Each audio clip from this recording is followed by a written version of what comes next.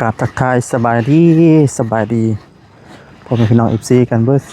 สู่คนพี่น้องเอ้ยเนาะบ่ว่าสิอยู่ในและกะต่างประเทศพี่น้องเอ้ยเนาะก็ยินดีต้อนรับเข้าสู่ช่องบ่าวสวัสดี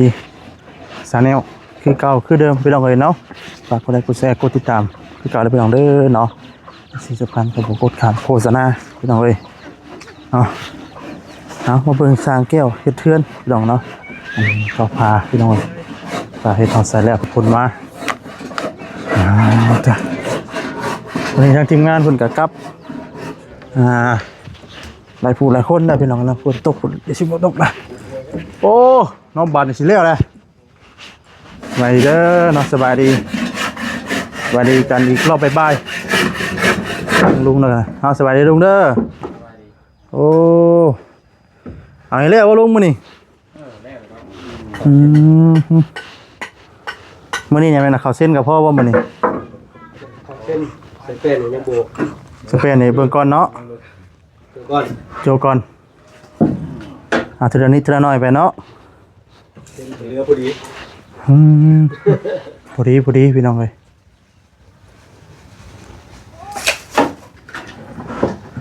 แค่ยังลูกเสือเราเฮ็ดเป็นอยู่เนาะเคยเฮ็ดอยู่บ่คำนี้หมูเพื่อนเคยนะฮะเบ็ดหมูบอกไปน้ำเลยเฮ็ดได้อยู่เนาะได้อยู่เพื่อมันจะลองก่อนเนาะมาปลูกเยอะแท้กับบ่ได้มันเป็นเอามาปลูกในซ้ำเจ้าหรือว่าลืมได้น่ะมันนั่นบ่มันอันใจสีอันนั้นบ่สีอันยังเดืองบ่ตัวสีแดงบ่เอามาบนดินคำหลาไว้ยังอันนี้บ่ของมันไปเบิ่งดินคำหลามีบ่แล้วเขาปลูกนะฮันใครปลูกในสวนเขาในทิศสวนดินคำหลาปลูกมันบ่เพราะฉะนั้นคำหลาใหญ่ว่าก็จะพามันปลูกมันนี่ก็มีเครือมันเนาะให้ปลูกเนาะเพราะฉะนั้นมันเอารถไปไทยแล้วเขาจะปลูกดินคำหลาปลูกยังปลูกมันให้ยกล่องปลูกก็จะเอาไปทางนึงปลาไว้ทางนึงแกมันไทยยกล่องเฮ็ดปลูกมันหากเป็นดินทรายอยู่ได้เนาะหากได้เป็นดินทรายแล้วหากจุฬาบ่ค่อยถือกับน้ำหรอกมันถือน้ำลายจะได้ยังนั่นมันดินมันนั่นดิดินมันต่ำน้ำมีน้ำเนาะดินทรายก็เฮ็ดนี่บ่มีน้ำดินเนาะฮะเดี๋ยวนี้บ่มีน้ำบ่มีตอนนี้คือเบิ่งสร้างยังช่องยังปิ้งอยู่ที่ดินบ่มีน้ำตอนนี้นะแต่ว่าคือว่าได้บทฝนตกอยู่ด้วยเนาะฝนตกแค่นี้มีแต่น้ำเลย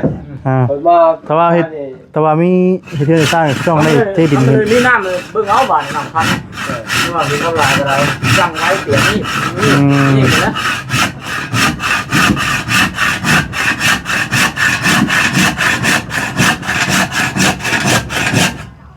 แล้วบ้านพี่น้องเอ้ยใส่เส้นเรียบร้อยมื้อนี้มื้อนี้ลุยต่ออีกเข้าฟ้ามื้อเนาะเรียบร้อยเนาะมื้อเข้าฟ้าเรียบร้อย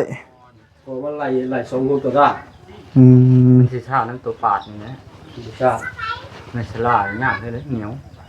แม้คำแบบเฮามีไผแก่อันเลื่อยอันไฟฟ้าอันนี้ก็สวรรค์ยังเลื่อยไฟฟ้าทุกหมู่ไฟฟ้าอันใดแจ๊จะรถอยู่ฮัดอุตุพรมันมีหลายเนาะ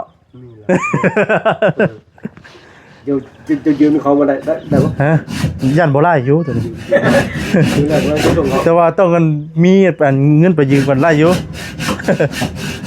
แต่ว่ามีตัวนั้นคืออยู่ตัวนั้นมันสิสวรรค์ยันแบตเตอรี่เด้แม่น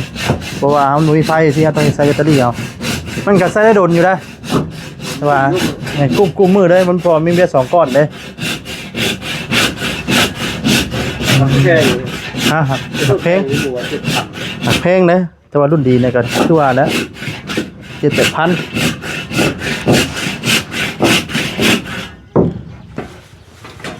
มุ้งก็นิดหน่อยหัวลายป้องถึงมุ้งเองนะบ่ที่ลูกคนเล็กจับเด็กหน่อยไว้จะได้ซี่คือจะโค่นขึ้นไปแล้วก็หั่นตะปูบ่คือน็อตตะปูคนจ่ายใช่แล้วปึ๊บเร็วเลย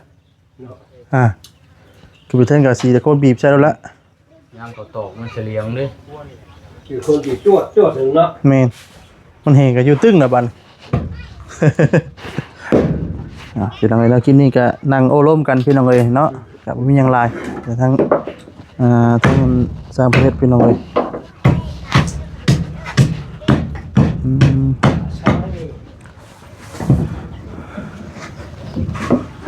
หาเขาเซ็น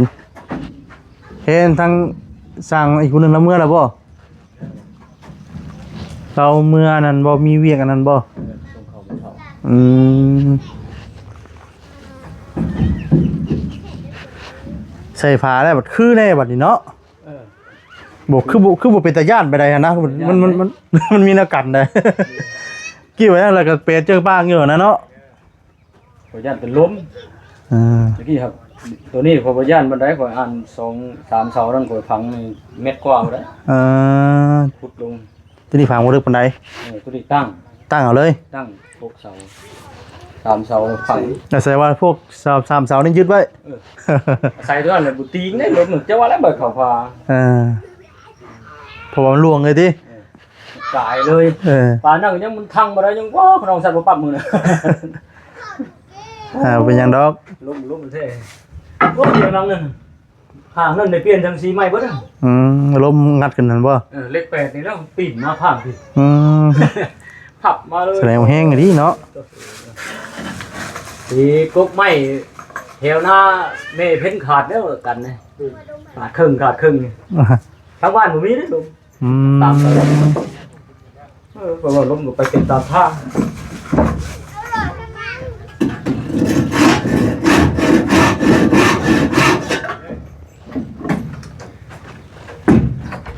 ทางไม่ป้าแล้วลูกไปดำหน้าบ่ไม่เอาหลานบ่หลานน้อยบ่อย่าเพิ่นไปดำหน้าตัดเลยจะ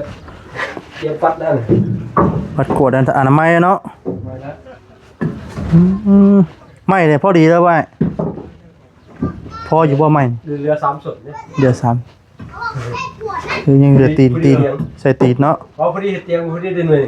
เว้ยนี่เรือเขาไปติดต่อตัวนี้มันอย่างห่างเลยเดี๋ยวนี้มันห่างเขาติดต่อให้มันทีบ่ไม่สลาเนาะอีกตามผู้อยู่แล้วเนาะ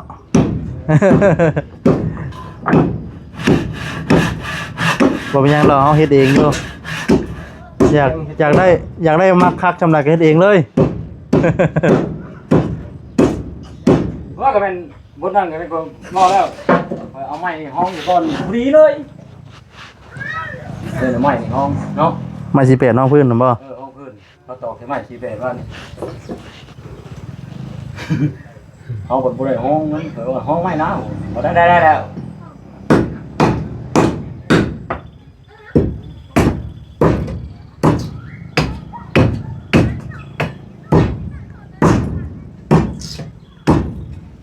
ขึ้นมาเลยเปรี้ยวโหตกจักบ่นี่เบิ่นจังว่าบ่ได้มาจักจ่าเฮาดำนาคือจังว่าดำนาบ่จักอ้ายแล้วดำบ่มีลูกกา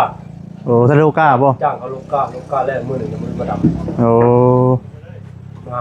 ยังครึ่งนะว่าใกล้ครึ่งนะบ่มาใส่ตัวนี้มาแล้วก่อนเดี๋ยวมื้อมาอีกมื้อเนาะมื้อน่าจะแล้ว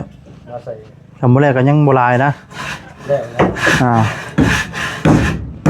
พอ6คนเนี่ยคนประมาณ10,000คนทั้งน้องใส่ดอกแคลากับมาเนาะลูกจ้อยไล่ใส่2คนต่อผาใส่กันเนาะ2คนต่อผาแล้วขับ2เลยจ้ะปกติน้ำแล้วแม่นแหละ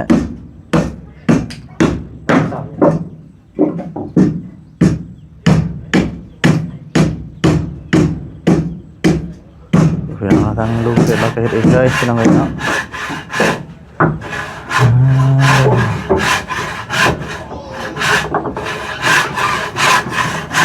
พี่น้องเราทั้งปากคำลาก็มีข่าวดีพี่น้องเอ้ยเนาะก็น่าจะจังหวัดสุรินทร์สิต้องไปถามไทยเบิ่งพี่น้องเอ้ยรับข่าวดีอย่างเด้พี่น้องเอ้ย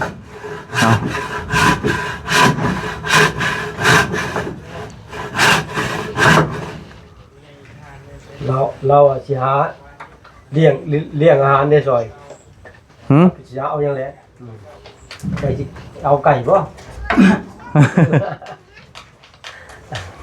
หาตัวไก่หาตัวเป็ดแล้วดีกว่า ต้มเป็ดบ่ไก่เส้นกับเป็ด เอ โอ้ อ ไก่คอยมันได้มันบ่ได้เอาบ่ได้ไก่พันแต่ปลามันแท้ อืม มันเชื่อมันแต่ปลาเพิ่นได้ลูกแต่ปลาที่เขาเลี้ยง เอาไก่ปลามาเลี้ยงบ่ ปลามันลูกบ่ได้ เออเดี๋ยวแซ่บบ่ได้เนาะไก่ปลาเนาะ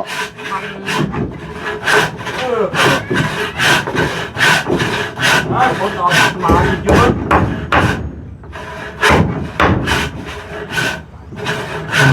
น้องๆเนาะเบิ่งภาพบรรยากาศนำกันพี่น้องเอ้ย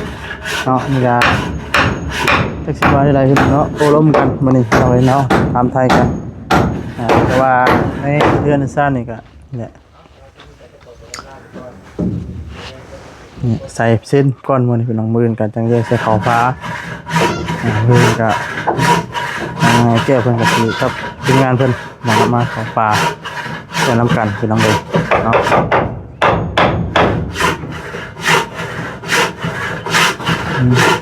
ใส่พายแล้วก็โอเควันนี้นะมีในบอกแน่บางแน่ไปลองเลยเนาะ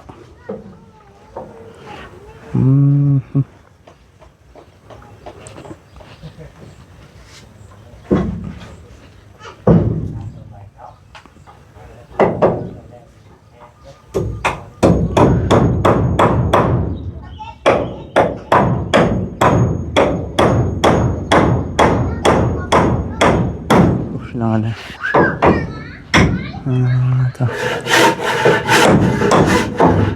พี่น้องเรายังว่าจะดีสิลงมือหนึ่งกลางเพื่อนของเราหายรอบๆเพื่อนลองเลยทางก่อนพี่น้องซีจดนำกันพี่น้องเลยเนาะจ้ะอึ๊บ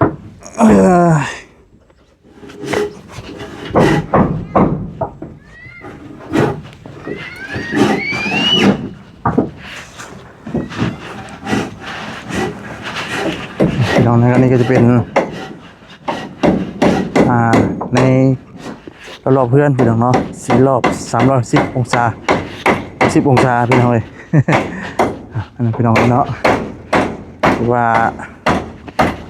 ก็สำเร็จแล้วพี่น้องเลยตอนนี้ก็ตุ๊มืดค่ำกำเดมาเลยพี่น้องเลยเนาะตกแน่นอนอันนี้พี่น้องเลยคนน่ะเนาะ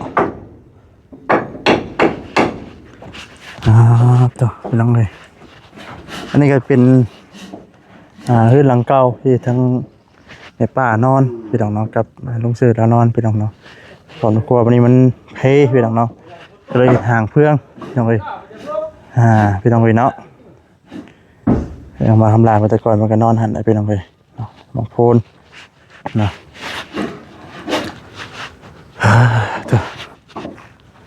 ใช่พี่น้องเนาะสำหรับคลิปนี้ก็คือสิประมาณนี้พี่น้องเอ๋ยเนาะผิดพลาดจังใดก็ขอโทษขออภัยนะพี่น้องเอ๋ยเนาะคำบอกคำจาใดทางวาสดีเนาะว่าบุมนันหูเนาะขอโทษขออภัยนำพี่น้องเอ๋ยเนาะก่อนอื่นก็ขอบคุณทางผู้รักผู้ใหญ่ใจดีเพื่อทุกท่านทุกคนเนาะสีสดซอยทางแม่ป้าและก็ทางบ่าวคำลาเพิ่นพี่น้องเอ๋ยเนาะขอให้ทางผู้รักผู้ใหญ่ใจดีนอนอยู่ดีมีแฮงความเจ็บจะได้ความไข่อยู่สิมีเด้อเนาะตลอดปลอดภัยเนาะเดินทางไปใส่มาใส่ก็ได้เนาะปรารถนาสิ่งใดก็ขอให้ดังมุ่งปรารถนาเนาะหรือว่าธุรกิจการงานใดๆก็ขอเจริญรุ่งเรือง